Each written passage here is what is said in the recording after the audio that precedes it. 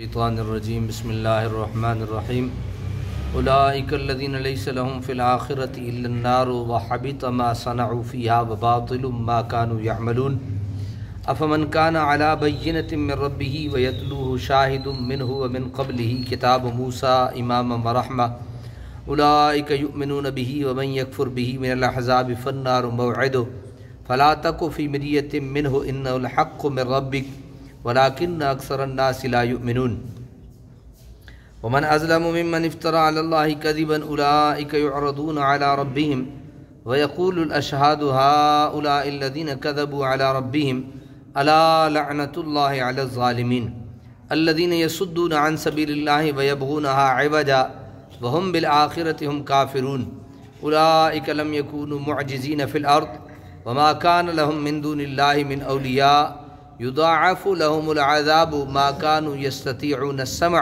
وما كانوا يبصرون صدق اللہ العظیم۔ آیت نمبر 15 سے لے کر آیت نمبر 20 تک سورہ ہود ہے اور پارہ 12 ہے۔ اولئک الذین لیس لهم فی الآخرہ الا النار، یہ وہ لوگ ہیں نہیں ہے جن کے لیے آخرت میں مگر آگ، نہیں ہے جن کے لیے مگر آگ۔ جو دنیاوی زندگی کے طلبگار ہیں، اس کی زیب و زینت کے طلبگار ہیں، اس کو خوبصورت دیکھنا چاہتے ہیں، تو اللہ تعالیٰ فرماتے ہیں انہیں ان کے اعمال کا اس زندگی میں اور انہیں اس میں نقصان نہیں اٹھانا پڑے گا، زندگی میں انہیں جو ہے وہ سارا معاملہ کرنا پڑے گا۔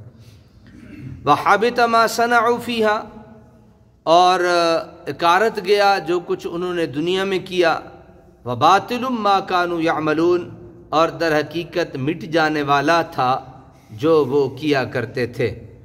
اَفَمَنْ كَانَ عَلَى بَيِّنَةٍ مِّن رَبِّهِ، تو کیا وہ شخص انکار کر سکتا ہے جس کے پاس روشن دلیل ہو اپنے رب کی طرف سے، وَيَتْلُوهُ شَاهِدٌ مِّنْهُ، اور اس کے پیچھے ایک سچا گواہ بھی آ گیا ہو اللہ تعالیٰ کی طرف سے، وَمِن قَبْلِهِ کتاب موسیٰ، اور اس سے قبل کتاب موسیٰ بھی آ چکی ہو، اماماً ورحمہ، جو امام اور سراپا رحمت ہے، اولئک یؤمنون بہ، قطعاً نہیں، کیا قطعاً یعنی وہ شخص انکار نہیں کر سکتا جس کے پاس یہ چیزیں آ گئی ہوں، اپنے رب کی طرف سے دلیل بھی آ گئی ہو، گواہ بھی آ گیا ہو، اس سے قبل کتاب موسیٰ بھی آ گئی ہو جو امام اور رحمہ ہو، تو یہ قطعاً نہیں ہو سکتا اولئک یؤمنون بہ، بلکہ یہ لوگ تو ایمان لائیں گے اس پر۔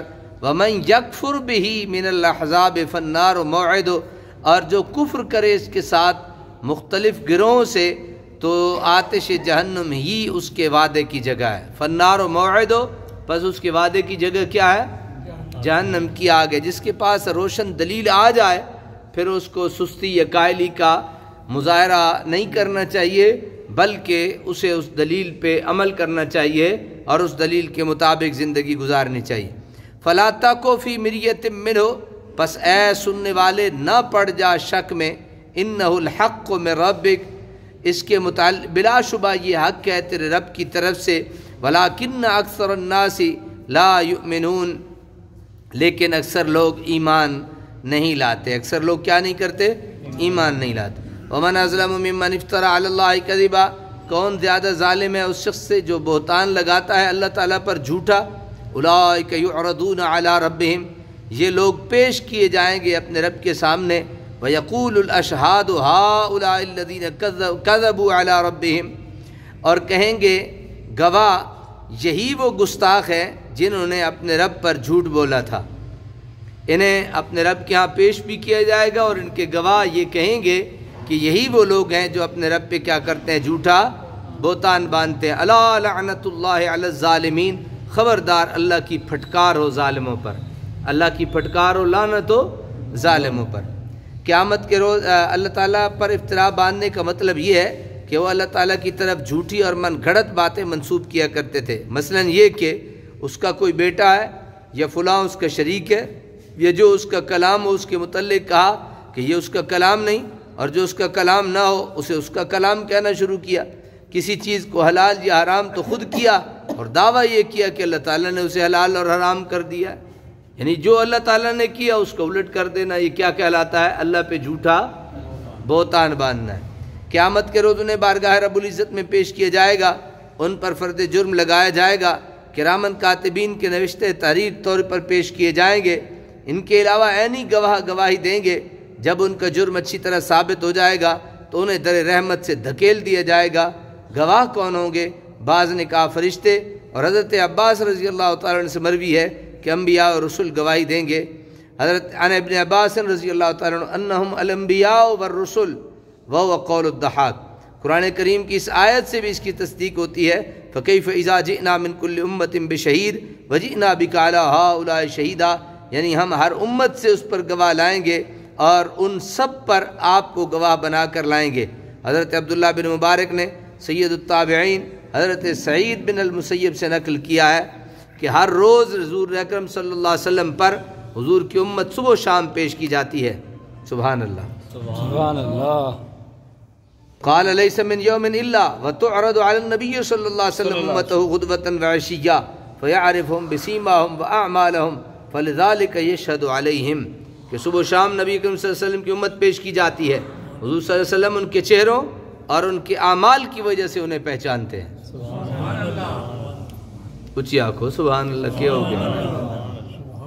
تنوں اس سے مزہ نہیں آیا بے اللہ دے نبی ساڑھے چہرے بھی ویکھ دیں ساڑھے عمل بھی ویکھ دیں۔ ہاں تھوڑا جہا بندے نوں شرمندگی ہونی چاہیے جی عمل چنگے نہ ہونتے، لیکن اللہ کے نبی صلی اللہ علیہ وسلم یہ دیکھتے ہیں، اس لیے قیامت کے دن ان پر گواہی دیں گے۔ خدا نہ کرے کہ ہم مجرموں اور نافرمانوں کی حیثیت سے بارگاہ رسالت مآب میں پیش کیے جائیں۔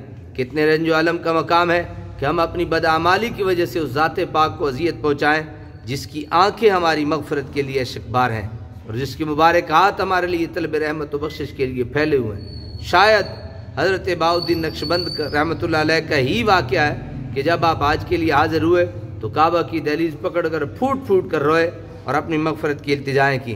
آخر میں عرض کی، اے مولا اگر تیری مرضی یہ ہو کہ مجھے بخشا نہ جائے تو میری یہ التجا ضرور منظور فرما کہ مجھے قیامت کے روز نابینا کر کے اٹھا، تاکہ میں تیرے محبوب کی جناب میں شرمسار نہ ہوں۔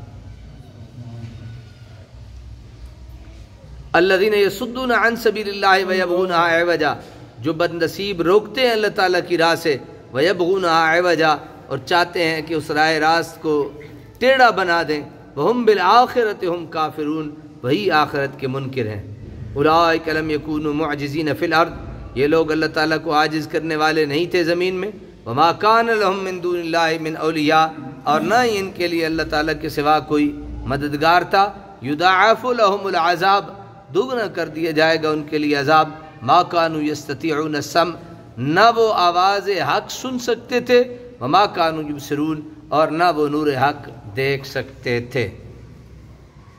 دوسرے لوگوں کو حق سے متنفر کرنے کے لیے انہوں نے یہ طریقہ اختیار کر رکھا ہے کہ وہ حق کو اس طرح تروڑ مروڑ کے پیش کرتے ہیں کہ سننے والا اسے نفرت کرنے لگتا ہے اور اس کو باطل سمجھنے لگتا ہے۔ آج بھی باطل پرستوں کا یہی شیوا ہے کہ وہ خود ہی حق کے ترجمان بن بیٹھتے ہیں اور اس کو ایسا جامہ پہناتے ہیں کہ انسان اس سے دور بھاگنے میں ہی اپنی عافیت سمجھتا ہے۔ وہ حق کو صحیح طور پر پیش کرنے کے بعد اس پر اعتراض کیوں نہیں کرتے؟ وہ یہ اوچھے ہتھیار کیوں استعمال کرتے ہیں؟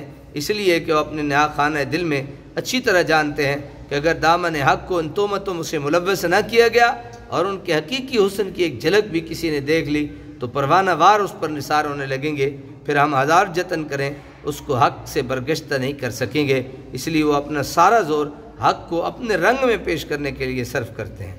اللہ تبارک و تعالی ہمیں عمل کی توفیق عطا فرمائے۔